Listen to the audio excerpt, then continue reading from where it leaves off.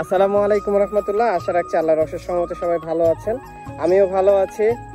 চলে আসলাম আরও একটি ব্লগ নিয়ে আপনাদের সামনে। আজকে আমরা আছি বর্তমানে কাঠুরিয়া এবং উলাসী এর মাঝামাঝি একটা মাঠটার চারিদিকটা আপনাদের একটু ঘুরে দেখাই আমি। এই হচ্ছে এই মাঠের চারিদিকের অবস্থা। আগে যখন আমরা এই মাঠটা দেখতাম, যখন আমরা ছোট ছিলাম, তখন এই মাঠটাতে আপনার চারিদিকে শুধু সবুজ আর সবুজই দেখা যেত।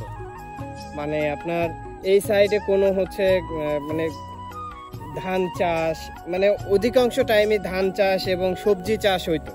কিন্তু বিগত কয়েক বছর ধরে দেখা যাচ্ছে যে এই মাঠে আপনার ধান চাষের পাশাপাশি বিভিন্ন সিজনেবল চাষ, যেমন ধরেন আপনার কলা বাগান বা কলা চাষ, তারপরে হচ্ছে আপনার আম চাষ, তারপরে হচ্ছে আপনার ফুলের চাষ। এই চাষগুলো কিছুদিন যাবত, মানে কিছু বছর ধরে এগুলো হচ্ছে। আগে যেমনটা আমরা চারিপাশে দেখতাম শুধু মাঠ আর মাঠ, মানে সবুজে মাঠ। এখনো সবুজ আছে, বাট দেখা যাচ্ছে যে এখন আর চারিদিকে সেই মাঠের যে ধান ক্ষেত দেখা যেত আগে, এখন আর সমস্তটাই ধান ক্ষেত দেখা যায় না। এখন মাঠের কিছু কিছু অংশে দেখা যায় যে এরকম। আমি আপনাদের যদি একটু দেখাই, এই যে যেমন দূরে দেখা যাচ্ছে এই যে আপনার কুল বাগান, এখানে একটা কুলের কুল চাষ করতেছে।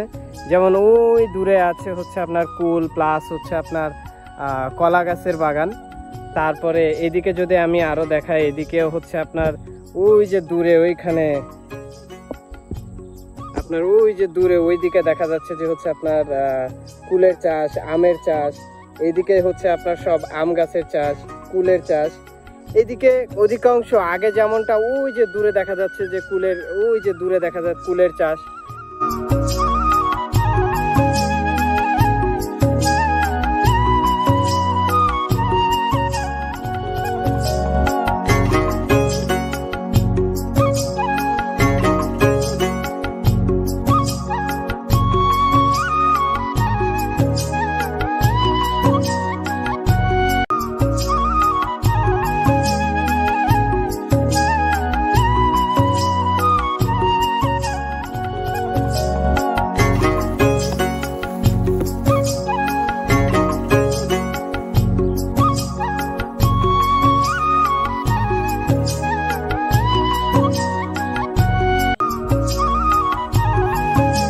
আজকে বেসিক্যালি রোদের তাপ অনেক বেশি, সো আমরা আজকে একটু মাঠের ভিতর থেকে সরে আমরা একটু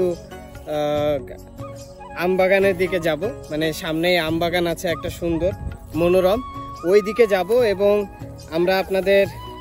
আমি আসলে রোদের তাপে কথা বলতে পারতেছি না।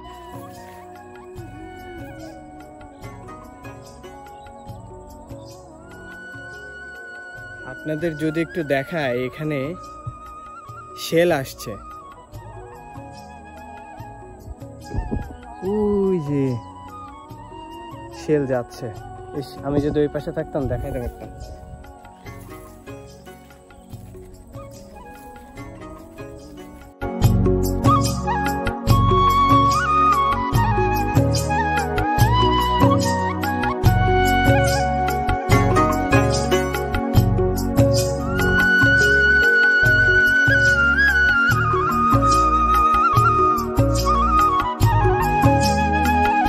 এখানে দেখতে পাচ্ছেন লাউ গাছ হয়েছে।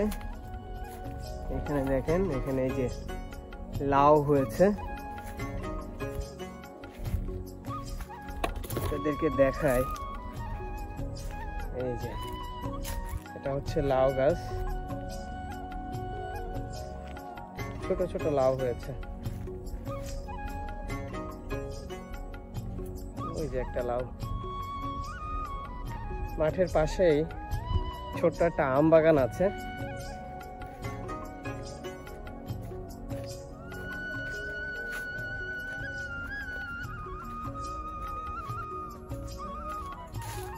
ও একটা পেয়ারা আর কি বাগান এটা? পেয়ারা লেবু। ও এনে কয় বিঘে জমি এখানে? এইখানে টোটালে আছে প্রায় 6-7 বিঘা আছে। আচ্ছা। আমার নিজের 1 বিঘা। ও, আপনি কি দেখাশোনা করেন নাকি আপনি? আমার নিজেই। ও, তা এখনো তো হয়নি তাই না? মালটা টালটা হইছে? হ্যাঁ, মালটা হয়েছে। মালটা মানে যা ছিল খাওয়া হয়ে গেছে, অল্প আছে ওই ভিতরে বিক্রি। ও, এসব গাছেও ছিল মালটা, খাওয়া হয়ে গেছে ওগুলো। সব বিক্রি হয়ে গেছে। হ্যাঁ ভাই, এখানে এই চাষ হচ্ছে কতদিন ধরে? এই পেয়ারা গাছের বয়স 1 বছর 6-7 মাস মতো হচ্ছে। মানে ফলন আপনি হচ্ছে বিক্রি করছেন কয়বার এখান থেকে? বিক্রি তো সেইভাবে হিসেব রাখা হয় না। মনে করেন যে পেয়ারা 12 মাসে ফসল, তো ওই খেপছে খেপছে ওঠে, অল্প অল্প ওঠে, ওইভাবে বিক্রি করি। এই আচ্ছা, এখন এক জায়গায় সেভাবে তো হিসেব করা নেই, হয়তো আনুমানিক 1 লক্ষ টাকার উপরে বেচা কিনা হয়ে গেছে। 1.5 বছরের বাগান? হ্যাঁ, 1 বছর 6 থেকে 7 মাস হয়েছে। খরচও তো হয়েছে এরকম? খরচ তো হবে, চারা দিয়ে দিয়ে আর 70-80 হাজার টাকা তো খরচ হয়ে গেছে। চারা কি আমাদের দিক পাওয়া যায়?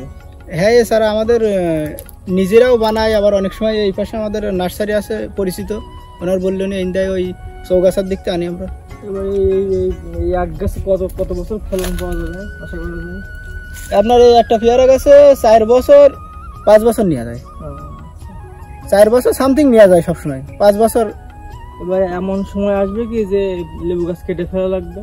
না, এই পেয়ারা গাছ কেটে দেবো, লেবু গাছ স্থায়ী।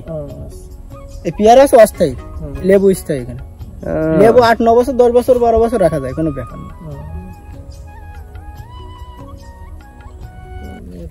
লেবু বিক্রি করেছেন, পেয়ারা বিক্রি করেছেন? লেবু এই প্রথম বছর। লেবু এইসব গাছে প্রচুর লেবু ছিল, তো মানে হয়ে গেছে, ভাঙা হয়ে যাচ্ছে। তো ওর ভিতরে 2-3টে গাছে আমরা বাড়ি খাওয়ার জন্য রেখে দিচ্ছি। আর বড় বাগান আছে ওই পাশে লেবু, ওতে প্রচুর আছে এখন। লেবু তো আমাদের এই অঞ্চলে তো চলে না, বেশি একটা মানুষ খাইতে চায় না এই মালটা। হ্যাঁ, চলে তো। আমাদের এদিকে বিক্রি হয়? আমাদের অঞ্চলেই বিক্রি হয়। এখন দেশের অন্য সাইড বলতে ঢাকা পর্যন্ত যায়, আমরা জানি। ঢাকার ওই পাশে যায় কিনা জানি না, আমরা জানি ঢাকা পর্যন্ত যায়। হ্যাঁ, এগুলো থাই পেয়ারা। এগুলো আপনার 500-700 গ্রাম হয় একটা। এই পেয়ারাগুলো এর তো ফলন মেলা, ওই ভিতরে আছে। এসব জায়গায় তো দেখা যাচ্ছে গাছে ছায়া পড়ছে, ভিতরে ওইসব জায়গায় গিয়ে দেখেন তো গাছে মেলা মেলা পেয়ারা বান্ধা আছে। হ্যাঁ, এবার একটু দেখে নিয়ে আসি। সামনে যান, ওখানে যান।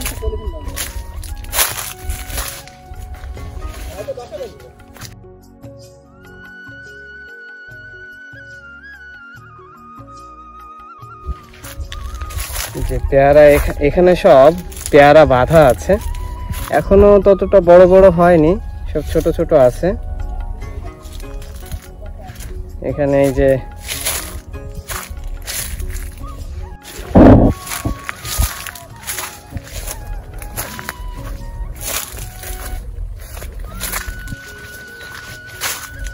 হ্যাঁ, ভিতরে পেয়ারা আছে, কিন্তু ততটা এখনো বড় বড় হয়নি, না, পেয়ারা ছোট ছোট, সব ছোট ছোট। তবে এই মাঠটা এরকম দেখলাম যে এত বাগান হয়েছে যে বেড়া দেওয়ার কারণে মানে হেঁটে যাওয়াও যায় না এক পাশে। আর 2 থেকে 3 বছরের ভিতরে আমাদের মাঠ সবই কমপ্লিট হয়ে যাবে, একদম সব হচ্ছে চাষ হয়ে যাবে, ফলের চাষ হবে, সব ফল চাষে চলবে। পেয়ারা এখন আপনার বড় পেয়ারা ভাঙা হয়ে গেছে, বেচা হয়ে গেছে। এখন যা আছে সব ছোট সাইজ, দেখেছেন না আপনি?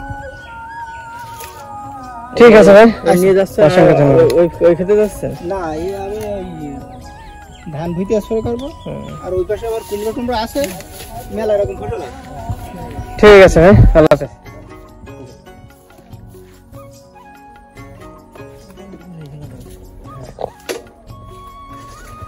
আমরা এখন যাচ্ছি আমবাগানের দিকে, একটু শান্তির ছায়া নিতে। এদিকে আজানও দিয়ে দিয়েছে, নামাজও করতে হবে। সো আজকে আর বেশি লেট করব না,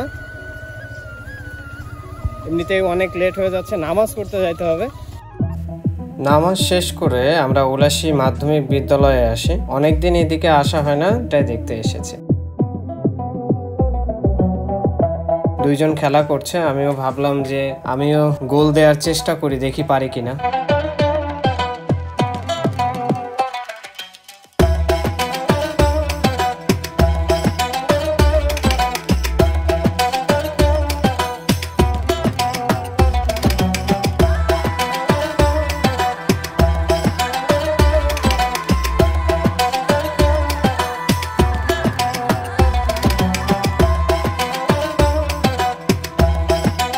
দুর্ভাগ্যবশত 2টা বল আমি মেরেছিলাম, একটা বলও গোল দিতে পারিনি।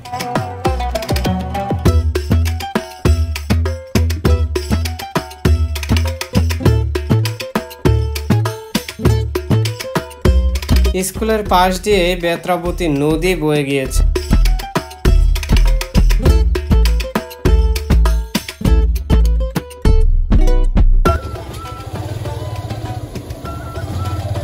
তুলসী সার্বজনীন কালী মন্দির, তাই তো? আমরা বর্তমানে যাচ্ছি হচ্ছে বাগের চায়ের দোকানের উদ্দেশ্যে।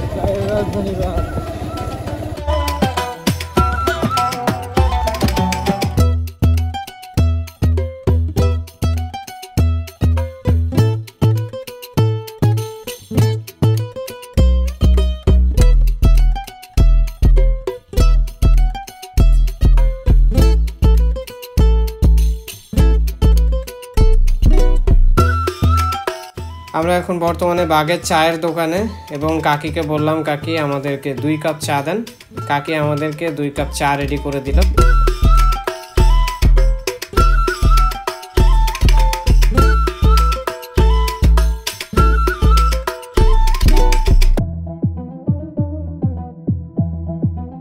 সো আজকে এই পর্যন্তই। সবাই সুস্থ থাকবেন, ভালো থাকবেন, আমার জন্য দোয়া করবেন, আর আমাদের ব্লগটিকে লাইক, কমেন্ট এবং সাবস্ক্রাইব অবশ্যই করবেন। সবাই শেষ পর্যন্ত ভালো থাকবেন, সুস্থ থাকবেন। আল্লাহ হাফেজ, আসসালামু আলাইকুম।